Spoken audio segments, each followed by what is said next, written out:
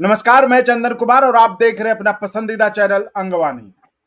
शिक्षक साथियों, उत्तर प्रदेश से एक बहुत बड़ी खबर आ रही है जहां पर राज्य सरकार के एक आदेश के कारण करीबन 30 से 32 हजार स्कूलों के प्रभावित होने की खबर है।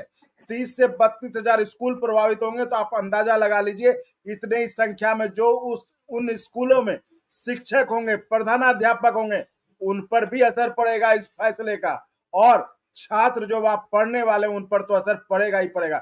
आखिर वो यूपी सरकार का ये कैसा आदेश है जिसके कारण कि एक आदेश के कारण पूरे 30 से 32 हजार शिक्षक प्रभावित होने जा रहे हैं, छात्र प्रभावित होने जा रहे हैं। और उसको लेकर क्या शिक्षक संघ का कहना और शिक्षक संघ की क्या रणनीति है वो हम जानते हैं पंकज कुमार यादव जी से, जो उत्तर प्रदेश शिक्षक संगठन पीएसपीएसए के प्रांतीय संयोजक हैं। पंकज जी, स्वागत है आपका अंगवानी पर। जी धन्यवाद, आपको बहुत बहुत धन्यवाद, नमस्कार। पंकज जी, ये क्या नया मामला है? उत्तर प्रदेश सरकार के आदेश के कारण कह रहे हैं कि कम से कम 30 से 35 हजार स्कूलों पर इसका असर होगा और वहां पर चूंकि स्कूलों पर असर होगा तो स्कूल में जो शिक्षक हैं, प्रधानाध्यापक है, बच्चे हैं, उन सब पर असर होगा। और आप लोगों का क्या कहना है इसको लेकर, इस आदेश को लेकर? इस समय हमारे यहाँ विभाग में और सरकार द्वारा ये कहा जा रहा है, एक आदेश है और कहा जा रहा है कि 50 से कम विद्यालय, 50 से कम छात्र संख्या वाले विद्यालयों के बच्चों को अन्य विद्यालयों आस पास के विद्यालयों में सम्मिलित कर दिया जाएगा, मिला दिया जाएगा।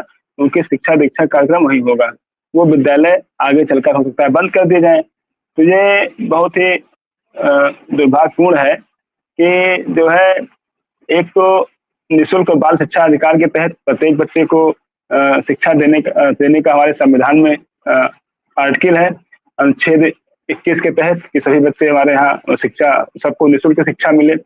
दूसरी तरफ हमारे यहाँ आदेश जारी होता है कि 50 से कम छात्र संख्या वाले जितने विद्यालय हैं उनकी सूची बनाई जा रही है, उनकी सूची बनाई जाए और उसके बाद उन विद्यालयों के आसपास जो विद्यालय हैं जहाँ छात्र संख्या अधिक है उनको वहाँ पर मर्ज किया जाए और अध्यापकों को वहाँ पर मर्ज किया जाए। एक विद्यालय में अपना वो सभी एक पठन पाठन का कार्यक्रम हो। यह बहुत ही गलत है और हम सभी जो है इसका बिल्कुल बहिष्कार करेंगे। इस फैसले पर विरोध किया जाएगा। ये कदापि उचित नहीं है। सरकार धीरे धीरे निजीकरण की तरफ बढ़ रही है। ये हम सभी शिक्षक के मान रहे हैं, शिक्षक संगठन ये मान रहा है कि निजीकरण की तरफ बढ़ने का एक कदम है। और अभी जो है ये विद्यालयों को बंद होंगे, हमारे उसके विद्यालय बंद होंगे तो प्रधानाध्यापकों के पद खत्म होंगे। आगे चलकर जब संख्या वहां घटेगी तो अध्यापक निकाले भी जाएंगे। हो सकता है आगे कुछ और व्यवस्थाएं हो। तो धीरे धीरे जो है सरकार शिक्षकों के ऊपर नए फरमान जारी कर करके उनको सिर्फ प्रताड़ित करने का काम कर रही है। ये शिक्षा व्यवस्था में गुणवत्ता के लिए काम नहीं करना चाह रही है। और अगर शिक्षा में गुणवत्ता का काम होता, उसको बढ़ाने का काम होता तो आज ये स्थितियां ना आती। हम ये कहेंगे कि जो 50 से कम की जो संख्या आई है इस पर शिक्षक नहीं दोषी है, इस पर कहीं न कहीं से हमारा विभाग ही दोषी है। जब शिक्षक का जो मूल काम है उसको आप उससे हटा देंगे और उसको कई तरह के काम जो शिक्षक का काम नहीं है, जो दूसरों का काम है, वो अगर उसको दिया जाएगा तो शिक्षा कहीं ना कहीं प्रभावित होगी। और दूसरी चीज ये है कि अब आप देखिए इस दौर में जब बच्चा 3 वर्ष का हो जाता है तो प्राइवेट स्कूल में उसका नामांकन शुरू हो जाता है। हमारे यहाँ बेसिक में क्या है, जब बच्चा 6 साल का हो जाएगा तब उसका नामांकन हम करते हैं। तो आज जब हम आधुनिक दौर में है और हर गार्जियन बहुत जागरूक हो चुका है, बच्चा वो 3 साल का होता है तो वो तुरंत कॉन्वेंट स्कूल में ले जाना चाहता है, नामांकन कराना चाहता है। वो हमारे पास भी आते हैं, लेकिन हमारे यहाँ समस्याएं हैं कि आप 6 वर्ष से नीचे के बच्चों, हमारे यहाँ आदेश है कि 6 वर्ष से नीचे के बच्चों को हम अपने यहाँ एडमिशन ले नहीं सकते हैं। तो 3 वर्ष का बालक जो दूसरे वो गार्जियन जो है देख रहा ना कि हमारे पड़ोस में जो बच्चा है 3 वर्ष का, वो विद्यालय जा रहा है और हम अपने बच्चे को 6 वर्ष तक बैठा रहे हैं।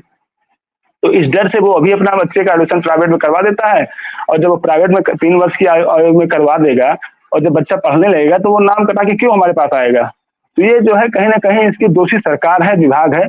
अगर ये व्यवस्थाएं हमारे यहाँ होती कि जो है बच्चा 3 वर्ष से हमारे यहाँ नामांकित हो जाएगा या जो भी मतलब जो भी है उनको जो प्राइवेट में जो व्यवस्थाएं हैं वो हमारे यहाँ होती तो हमारे यहाँ भी छात्र संख्या मेंटेन होती। तो एक तरफ तो आप आदेश देते हैं कि आप 6 वर्ष से नीचे के बच्चों का प्रवेश न लें और दूसरी तरफ जो है 50 से कम संख्या वाले विद्यालयों को आप बंद करने का भी काम शुरू कर रहे हैं। एक तरफ जो है हम देखते हैं, अभी हम लोग न्यूज पढ़ रहे थे कि जापान में एक बच्चे को पहुंचाने के लिए ट्रेन चलाई जाती है, और यहाँ हमारे उत्तर प्रदेश में 50 बच्चों पर स्कूलें बंद कर दिया जा रहा है। तो इस तरह से तो जो गरीब बच्चे हैं, जो गरीब अभिभावक हैं, वो अपने बच्चों को नहीं पढ़ा पाएंगे, क्योंकि गांव के बगल, उनके घर के बगल स्कूल होता है, तो किसी तरह से बच्चों को भेज दे रहे हैं, बच्चे चले आ रहे हैं पैदल और पढ़ के अपना चले जा रहे हैं। लेकिन अगर कहीं विद्यालय दूर हो गया तो उन बच्चों को आने जाने में समस्या होगी, उनकी पढ़ाई बाधित होगी। ये तमाम तरह की समस्याएं हैं जिस पर जो है विभाग को, सरकार को सोचना चाहिए। और अभी कोरोना काल में आपको बता दें जो है कि जब पूरे हिंदुस्तान के विद्यालय बंद हो गए, सब कुछ बंद हो गए, प्राइवेट तक सब विद्यालय जब बंद हो गए, तो गांव के गरीब किसान के, मजदूर के बच्चे जो है ये हमारे जो बेसिक के विद्यालय हैं, यही उनका सहारा बना हुआ था। अच्छे अच्छे घरों के बच्चे जो कॉन्वेंट में पढ़ते थे, उन्होंने अपना नाम कटवा लिया, वहां से नाम खारिज करवा के प्राइवेट बेसिक में नाम अपना लिखवाया। क्यों? क्योंकि विद्यालय नजदीक था, उनके गांव में था, तो उनके पढ़ाई डिस्टर्ब ना हो, पढ़ाई बाधित ना हो, इसलिए गार्जियन ने नाम अपना बच्चे का नामांकन बेसिक स्कूल में करवाया और छात्र संख्या बढ़ी हुई थी।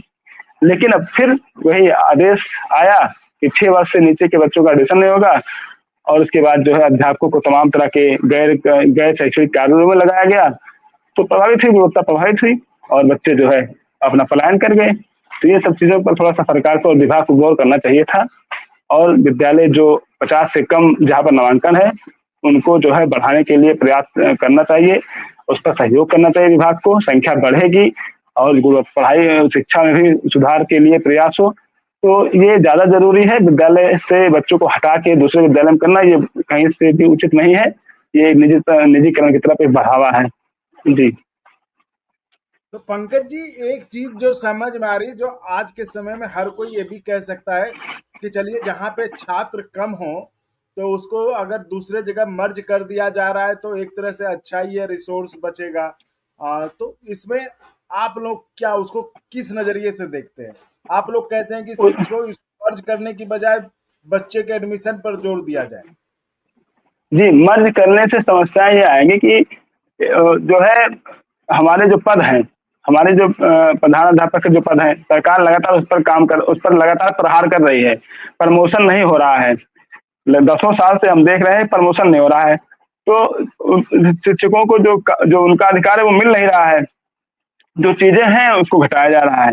एक विद्यालय में जब आप बच्चों को मर्ज कर देंगे तो तमाम तरह की समस्याएं बच्चों को लेकर आएंगी, शिक्षकों को लेकर आएंगी।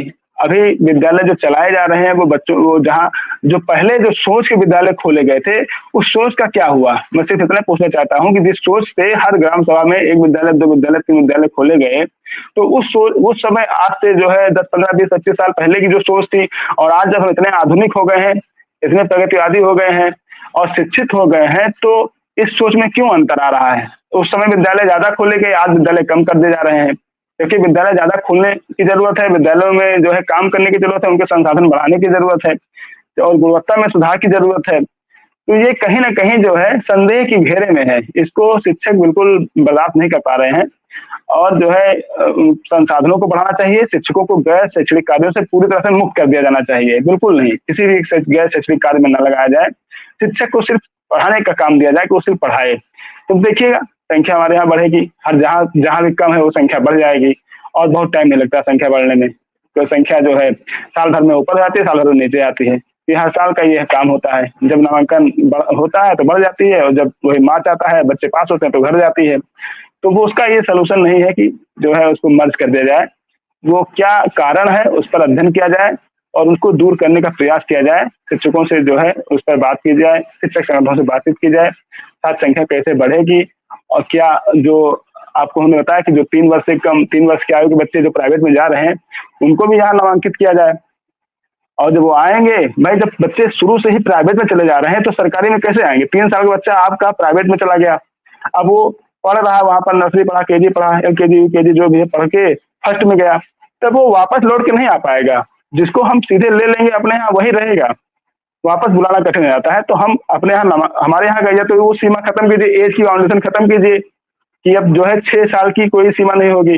लेकिन RT एक्ट कहता है, बेसिक शिक्षा नियमावली कहती है कि नहीं, 6 साल के बच्चे को ही नामांकित। हम नई शिक्षा नीति में यह है कि 6 साल का बच्चा है तो उसको कक्षा 1 में प्रवेश दिया जाए।